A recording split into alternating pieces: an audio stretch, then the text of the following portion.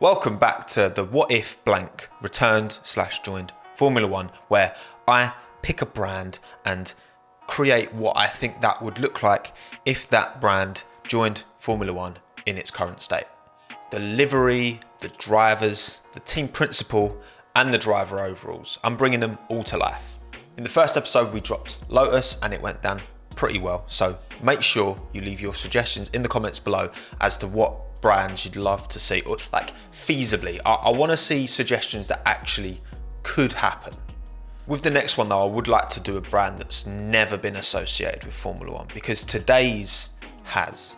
Today's has been an engine supplier in Formula One for a very, very long time. Not currently, but has been historically, and was one of the most suggested names in the comments of that Lotus video. Today, as the title suggests, we are bringing Ford back to Formula One.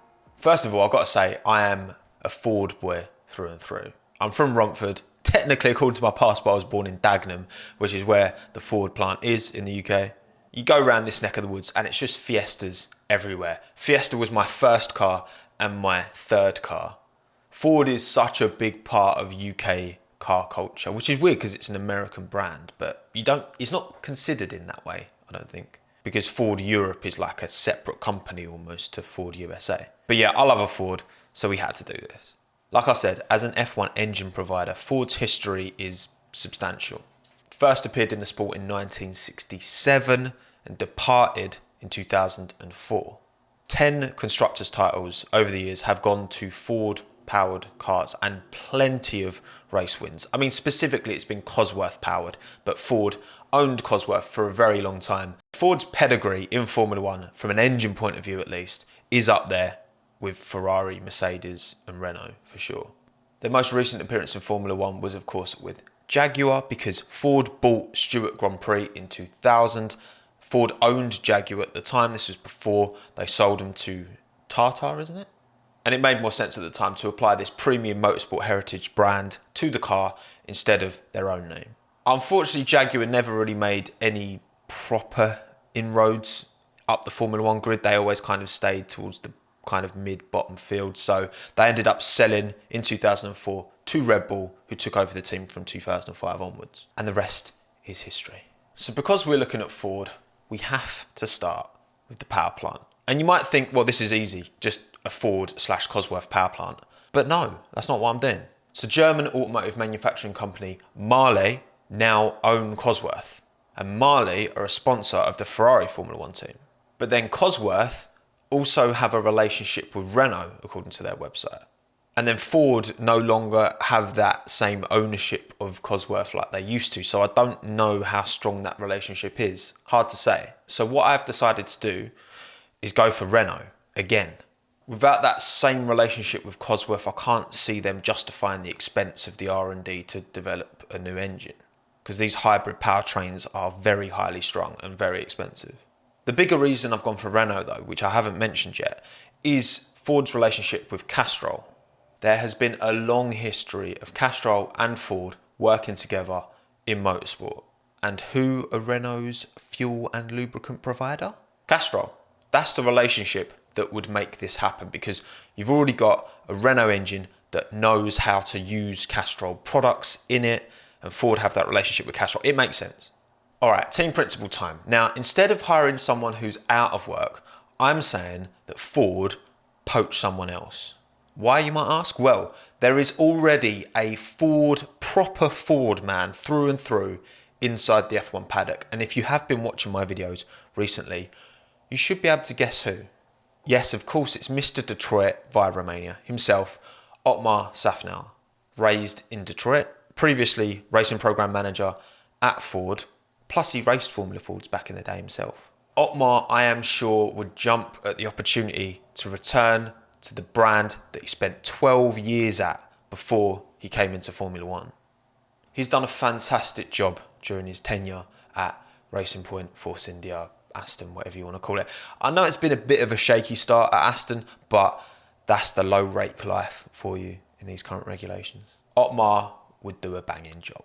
Now for the drivers. So just like I did with Lotus, I've elected to go with an experienced pair of hands and a rookie.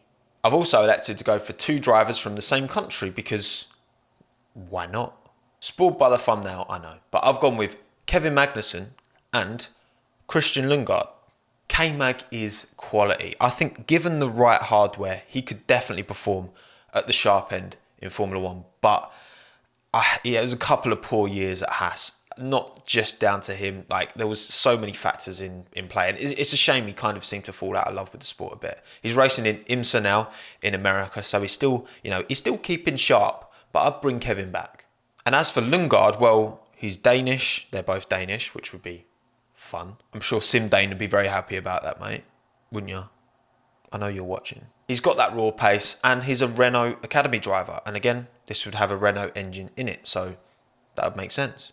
Now for the driver overalls. Finally, the design stuff. Look, I know there's too much blue on the grid. And I'm sorry, but it's Ford. Ford has to be blue. Obviously, blue is the primary colour here, but we've gone white for the secondary colour, big hits of white, and then green is like the tertiary colour. It's like a third colour here. It's a nice balance, if you ask me. Ford has been running in WRC Fiestas for years now, and blue, white, and green with the Castrol link again is a very common way that they present their cars. So I've applied that kind of style to the driver overalls, and as you're about to see, the livery as well. Here we go, the livery itself.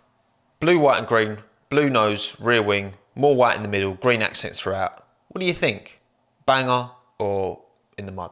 This angled section on the side is actually inspired by the WEC spec Ford GT EcoBoost, where it has that kind of line to the side of it, that profile. As for the sponsors, well, obviously we've got Ford themselves plus EcoBoost. I know this would be a Renault powertrain, but Ford are making moves into hybrids and electric stuff with EcoBoost as the kind of forefront of that. So I'm sure they'd have some kind of input there themselves. I've also brought back HSBC. They were long-term sponsors of Stewart and Jaguar, so I thought it'd be nice to bring them back onto the car. Castrol needs no explaining, neither does Pirelli or Brembo, but Xbox I thought could be an interesting one. You've got the green on the car already, so you can seamlessly integrate the logo, which I'm sure Xbox would be very happy about. They've just dropped a new console. They're an American company for an American team. And obviously they're a platform for the Formula 1 game. So there is that kind of full tie-in there.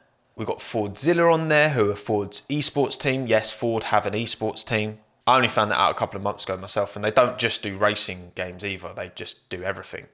But in the same way that McLaren have promoted Shadow, their esports side, on the car, we're doing Fordzilla here. And the final sponsor on here is Ali, an American financial company. Why, you might ask? Well, they're based in Detroit, which is where Ford are based, and they've already got motorsport sponsorship pedigree, mainly in NASCAR. They might be a US only company, but as time goes on and that US fan base increases, there's going to be more American eyeballs on the sport, so these kind of sponsors are going to make more sense. And there it is, that's the team. I think to sweeten the deal as well, I'd probably call it the Castrol Ford Formula 1 team, maybe. I don't know if there's a better name than just the Ford Formula 1 team. But very few teams are literally just called like Mercedes Formula 1 team. It's Mercedes AMG Petronas, you know what I mean? Aston Martin Rebel Racing, Alfa Romeo Racing all in Formula 1 team.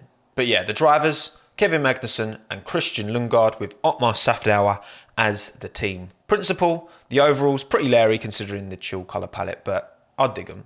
And then a Renault engine in the back, giving the Frenchies another new engine customer alongside Lotus. Thank you for watching. I hope you enjoyed this one. Do you think this could feasibly happen? Could Ford actually join F1? I think Lotus are more likely, I'll be honest. Maybe if Ford still owned Jaguar, then they could maybe justify that. But they don't anymore. They're just kind of on their own, so I'm not sure. But please, again, let me know suggestions in the comments below as to teams you'd like to see brought to life, whether they're old F1 teams or brand new ones that you think could genuinely, feasibly happen. My name's Tommo. Thanks again for watching. Have a good one. Ta-da.